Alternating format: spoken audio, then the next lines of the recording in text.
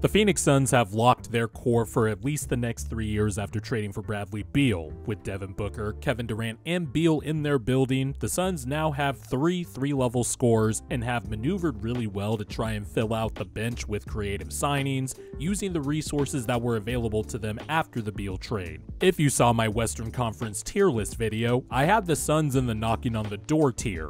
They have the top-end firepower to compete with the top dogs in the West, and I am nowhere near as concerned about the fit or the alleged redundancy of Beal, Booker, and Durant. My concerns lie elsewhere, like defense, how many of the buy low bench signings will actually pan out, and more importantly, what is Deandre Ayton going to look like, and how is he going to be the rug in the Big Lebowski and tie the room together? Ayton's stock at the moment couldn't be lower, but we saw his 2021 playoff run, his continued good play in the 2021-22 regular season, and then his signature first-round series against the New Orleans Pelicans in the 2022 playoffs. But for one reason or another, whether it was not seeing eye to eye with the previous head coach Monty Williams, or the fact that the Suns cheaped out on his rookie max extension by not offering the 5th year and then matching that Indiana Pacers offer sheet, Ayton seemed not as engaged in the 2022-23 season on both ends of the floor. Yes, he barely eclipsed his career high in points per game, but the efficiency was way down compared to the previous 2 years. He took a high volume of longer 2-point shots, his switching and effort on the defensive end waned, and by the end of the 2023 playoffs last season,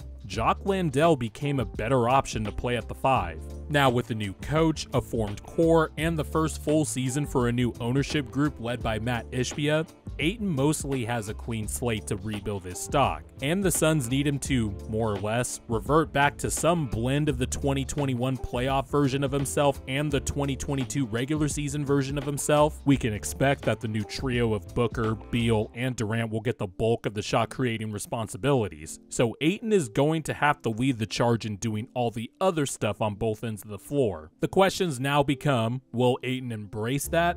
And if Ayton is an X factor, what does that exactly look like? Let's talk about it.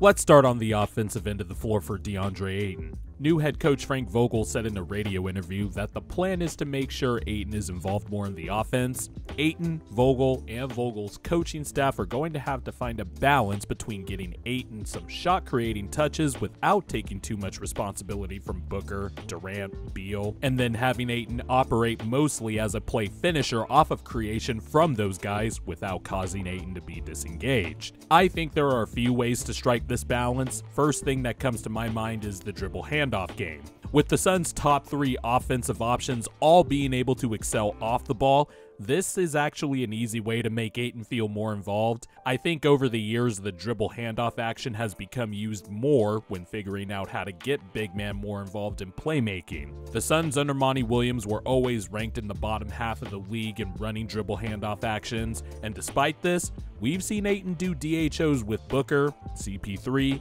If you need an example of how DHOs would work with Beal and a big man, Beal and Kristaps Porzingis developed some real chemistry in Washington with that action. So there is a template for Vogel to make Ayton feel more engaged and involved on offense. You could also script multiple actions out of that, like Booker and Beal screening for each other and then that flowing into an Ayton dribble handoff. The other thing I think of is giving Ayton a touch every once in a while when a switch happens and he has a mismatch. Ayton has very good touch anywhere from 17 feet and in. If a smaller defender is on him, he can get to his little jump hook. If the Suns run a pick and roll, Ayton can score while diving towards the rim using little push shots and finishing layups and dunks on the move. And in pick and pops, Ayton has proven that he is very good in the mid-range. You don't want Ayton doing this to the degree he did it last year, but it's still okay to mix in those wrinkles because Ayton is good enough to finish those plays if he is quick and decisive. Now, if Ayton and the Suns can figure out how to blend that with his ability as a play finisher, then you're looking at Ayton still averaging that 18 points a game he had last year, maybe a little bit more, but on efficiency that matches his 2021 and 21-22 seasons. He needs to continue being that rim runner and diver in the pick and roll.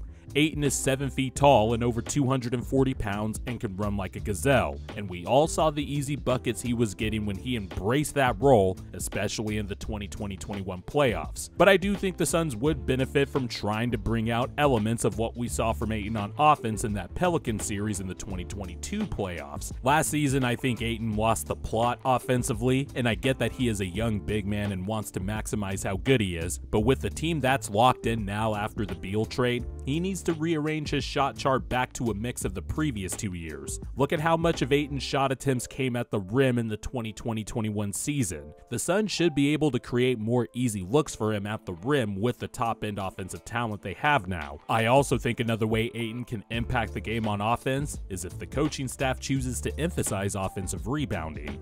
With Bradley Beal in the fold, the Suns finally have a downhill element with one of their primary shot creators. Out of Beal, Booker, and Durant, Beal is the one who has the highest percentage of their shots at the rim the last 3 seasons. We all know the Suns' issues in terms of lack of rim attempts over that time span, and I think Beal's ability to get to the rim compared to Chris Paul, Booker, and Durant is under-discussed, especially when people throw out the tired take of how all 3 overlap each other in offensive skill sets, whatever that means. I think Beal getting to the rim opens up so much. I also think Booker can stand to attack the rim more as well, and if they do that, then that opens up things for Ayton to pound the glass. Look at Ayton's offensive rebounding numbers throughout his career per cleaning the glass. If he can get that offensive rebounding percentage back up to the 11-12% range, that's another way for Ayton to put his imprint on offense without really having any plays called for him. He can finish at the cup, or he can kick it out to any one of the offensive weapons waiting to attack a compromised defense. Ayton could also draw a lot more fouls this way, and find himself at the free throw line more often.